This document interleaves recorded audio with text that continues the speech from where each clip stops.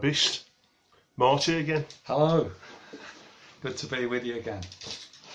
So yeah, we're going to do a little interesting talk together, and this I think is a very important topic, very relevant and very important. When I married Jane,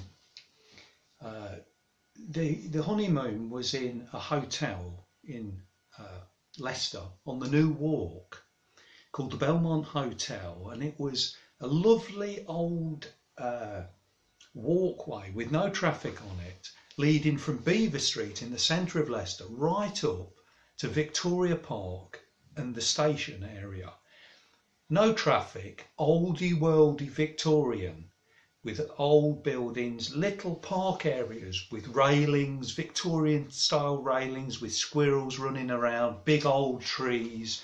But they had these beautiful old Victorian gas lights, very tall, you know, the sort in black with gold lettering on them. And we want to do a little talk on the subject of gaslighting. Gaslighting. Now, some of you will be well familiar with this term. It's a psychological warfare, manipulative tactic right out of the Tavistock Institute in Surrey. And simply put, gaslighting is a form, I've got a few notes here, I'm going to read a few bits, is a form of psychological manipulation in which a person or a group covertly sows seeds of doubt in a targeted individual or the group, and they make them question their own memory, perception and judgment. It may evoke changes in them such as cognitive dissonance, and it renders the victim additionally dependent on the gaslighter or the abuser for emotional support. They use denial, misdirection, contradiction, misinformation, and gaslighting involves attempts to destabilise the victim and delegitimise the victim's beliefs. Now, instances can range from the denial by an abuser that previous abusive incidents occurred to belittling the victim's emotions and feelings, to the staging of bizarre events by the abuser with the intention of disorientating the victim. Now, the term originated with a British play called Gaslight in 1938, and it was quickly made into a film in 1940, Gaslight, with Anton Walbrook and Diana Wynyard, a British film, very good film, very well made indeed. And 4 years later, it was a remake done, a Hollywood production with the famous actress Ingrid Bergman and Charles Boyer, directed by George Cukor, and I think Ingrid Bergman won the Best Actress award for that. Again, another good film. My personal preference, for what it's worth, I think I enjoyed the original British film better. And then a couple of other films related to the topic, the same topic of gaslighting. The French film with English subtitles from 1955. How do you pronounce that, Lee? Diabolique, I'd say. Diabolical? Yeah. Yeah. Very good film, very good watch. And a more modern film, again, a very good plot, very good thought out film, The Girl on the Train. Yeah, another very interesting gaslighting style of film. Now, in the film Gaslight, it's simply about a very rich lady who marries someone she believes cares and loves her, when in actual point of fact his intention is to have her committed into a mental institution and thereby possess all her wealth. If the victim, the lady, kills herself because of all the stress, pressures and everything he's manipulating and bringing about, that is all, he's not bothered in the slightest about that. And so the end product is to, by suggesting, by manipulating circumstances, hiding things and making out she has done it, and to keep suggesting that you're very ill, that you're getting worse, this can't carry on like this. And because she's of a weak, tender type of spirit, she's easily crushed and manipulated. And the gaslighting refers to the old Victorian lights. He used to go out the back way and pretend he'd left the property, but gain access to the attic and the roof and do noises and fiddle with the gas lights that they would flicker in her bedroom and send her, in a sense, at his suggestions, round the bend. So I am utterly persuaded that our own, I don't like to use the term government, because although they were apparently democratically elected, what we're looking at is more of a ruling junta at the minute. And they are in fact fascists with a democratic face, in suits and ties. But the fact is, they are gaslighting. I'm utterly persuaded they are gaslighting in the same way as this film, and not just the British public, but globally.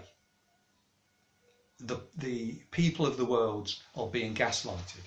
Now this brings me to a book by Patricia Evans, and she gives 7 warnings of gaslighting.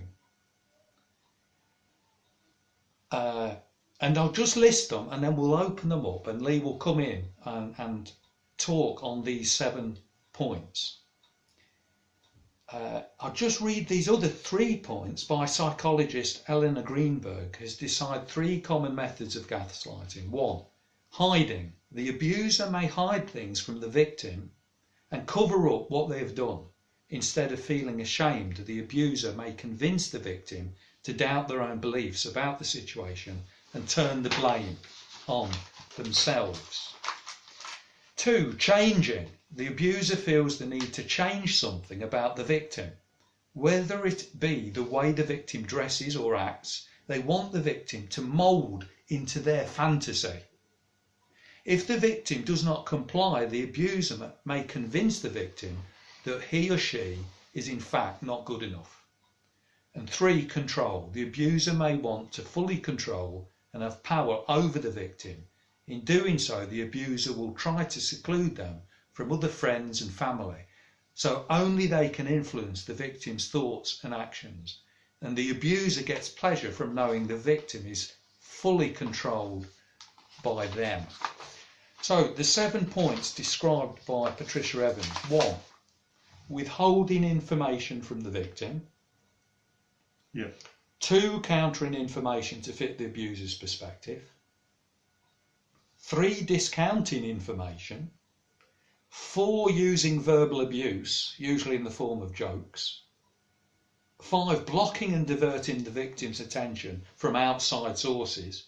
6. Trivialising or minimising the victim's worth. And 7. Undermining the victim by gradually weakening from their thought process. You want to comment, Lee, on any of this? Number 1. You can see it being played out with a lot of things, can't you? I mean, for instance, number 1, withholding information from the victim. I mean, I made that video in the middle of last week, and it was about if everything to do with what's been happening in the last 12 months, if it was laid out using Office of National Statistics and National Audit Office figures, it could actually be shown to be what it is. But they're making it out to be something. They don't want the public to know that. So then, again, we can't say the word. So then concentrating on the word that sounds like faces. Yeah. Because that could be, it's got no great relevance, but it jacks the figures up. The withholding information from the victim, if you want to call the general population the victim, whether that's fair or not. How many the general population, how many actually know of people who have died under the age of 60 years of age with no comorbidities purely because of this? It's a very, very low number. You know, I think it's under 400, but you wouldn't. That's not something I'm going to tell you. And the same with the ones that are making up the bulk of the deaths.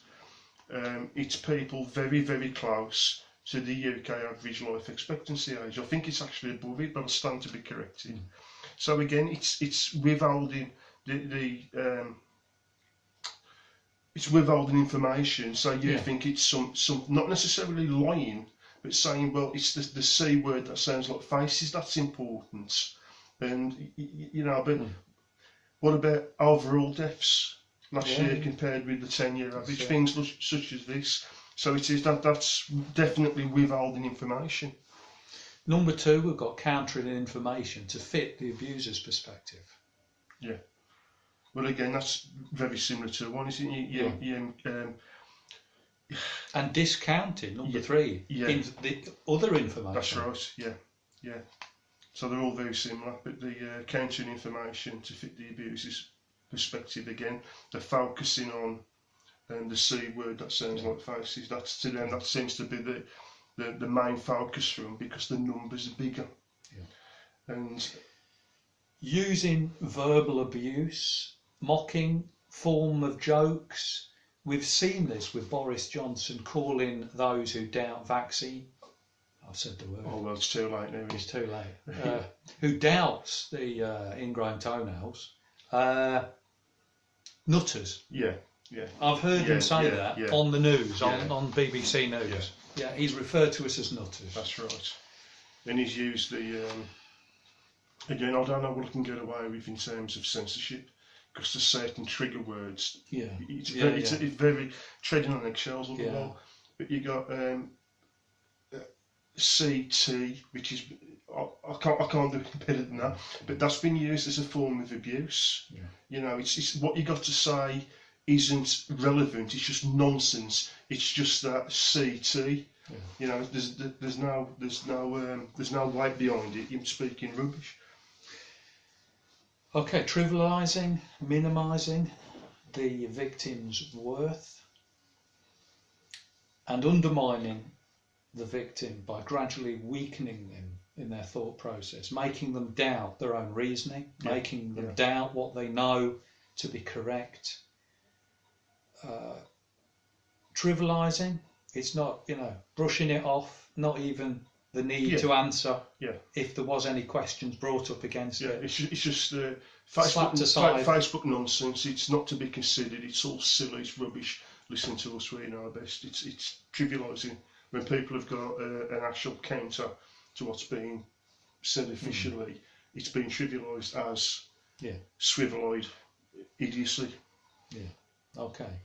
And so, roughly speaking, then, in the end, the abuser, the gaslighter, never goes willingly.